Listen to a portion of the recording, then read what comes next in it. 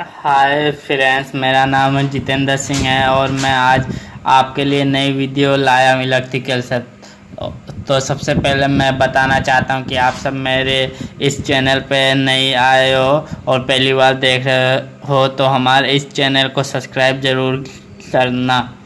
तो आज का टॉपिक है ट्रांसफॉर्मर।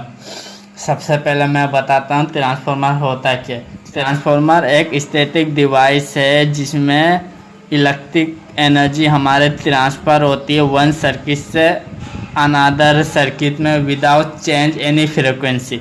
मतलब हमारा जो ट्रांसफॉर्मर एक स्टैटिक मतलब ये रुका हुआ, जैसे आपका मोटर ये सब में रोटेटिंग होते हैं, हमारे मोटर के घूमते हैं, लेकिन ट्रांसफॉर्मर एक रुका हुआ डिवाइस है जिसमें हमारे एनर्जी ट्रांसफ़र होती है एक सर्किट से दूसरे सर्किट में।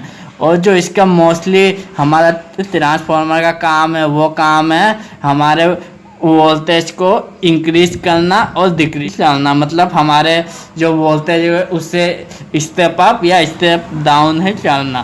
तो अब मैं आपको बताता हूँ इसकी वर्किंग प्रिंसिपल क्या है ट्रांसफार्मर की। अब मैं आपको बताता हूँ working principle of transformer. Transformer कैसे काम करता है। ट्रांसफार्मर का काम करना सिंपल है, वो म्यूचुअल इंडक्शन पर काम करता है। जो म्यूचुअल इंडक्शन पर टू और मोर वाइंडिंग, जैसे दो वाइंडिंग आपस में फ्लक्स के उसमें हमारे करंट या वोल्टेज एक वाइंडिंग से दूसरे वाइंडिंग में ट्रांसफ़र की जाती है, मतलब एक सर्किट से दूसरे सर्किट पर। मैंने आपको ट्रांसफार्मर की वर्किंग बताई थी। तो अब मैं आपको ट्रांसफार्मर में दो वाइंडिंग में कैसे फ्लक्स काम करता है वो बताऊंगा। जैसे मानिए ये हमारा N1 है और ये है हमारा N2। तो ये नंबर ऑफ टर्न्स, ये प्राइमरी, ये हमारा हो गया प्राइमरी वाइंडिंग और ये हमारी हो गई सेकेंडरी वाइंडिंग। जब इसमें हम ऐसे सप्लाई देंगे तो इसमें से फ्लक्स जनरेट हो। जो ये फ्लक्स है ये आपस में ऐसे जाएगा ऐसे।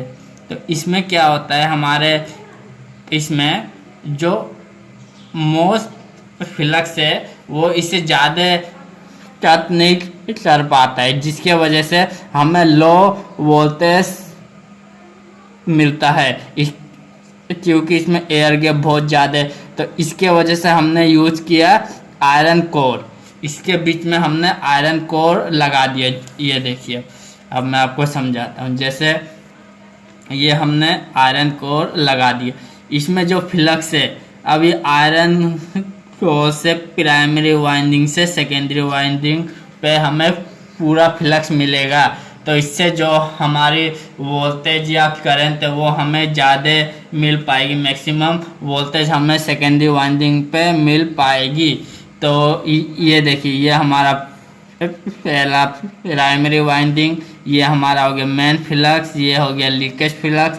ये जो हमने बताया था N1 और N2 के बीच में सॉफ्ट आयरन कोर, हम इसे बीच में लगा देंगे।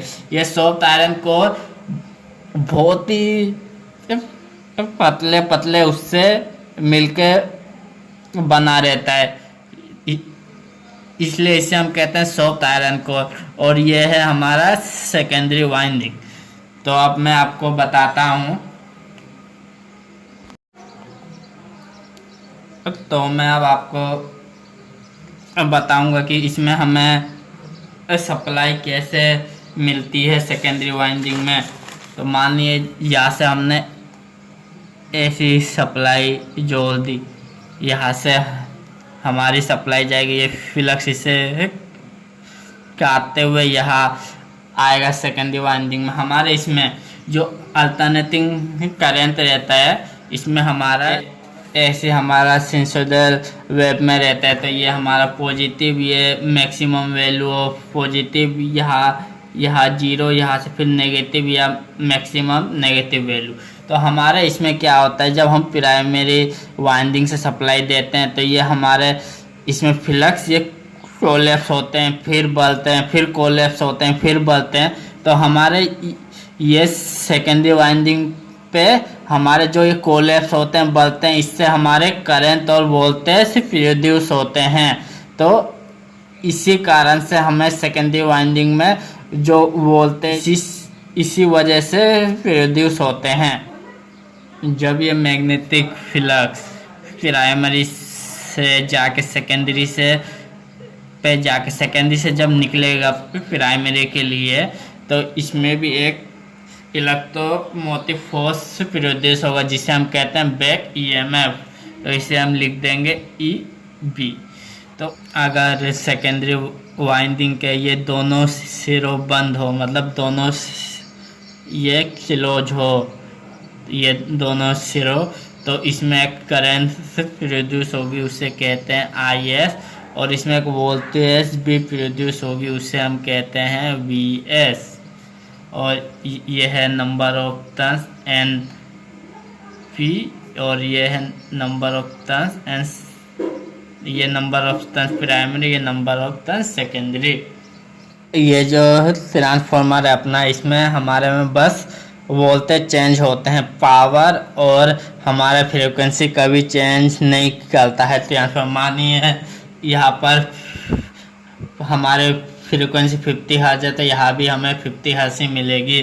पावर भी सेम रहती है, पावर और फ्रीक्वेंसी हमारे ट्रांसफार्मर में सेम रहती। Power is equal to VI, तो फ्रीक्वेंसी हमारी सेम रहेगी। फ्रीक्वेंसी 50 हर्ट्ज है तो 50 हर्ट्ज ही रहेगी। इसमें क्या होता है, P is equal to VI, power same रहती। अगर हमारी वोल्टेज बढ़ती है तो हमारा करंट घटेगा।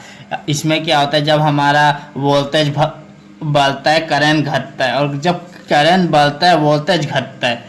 तो ये हमारे ट्रांसफार्मर में होता है। इसमें करंट बढ़ेगा, वोल्टेज घटेगा।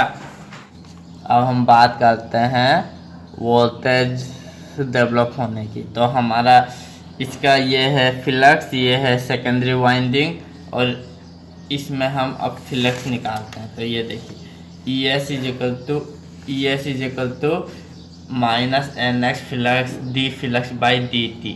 और हमें प्राइमरी का निकालना है, EP is equal to minus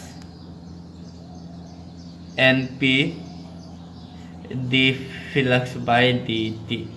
तो हमें पता है कि VP is equal to EP और VS इज इक्वल टू हमारा ES है। तो हमारा VP हम कैसे निकालेंगे, इसमें हमें EP की वैल्यू हमें क्या दी हुई है, हमें EP की वैल्यू यहाँ क्या दी हुई है, minus NP D flux by DT।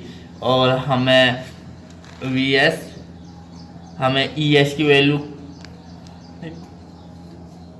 क्या दी हुई है, minus NX D flux by DT।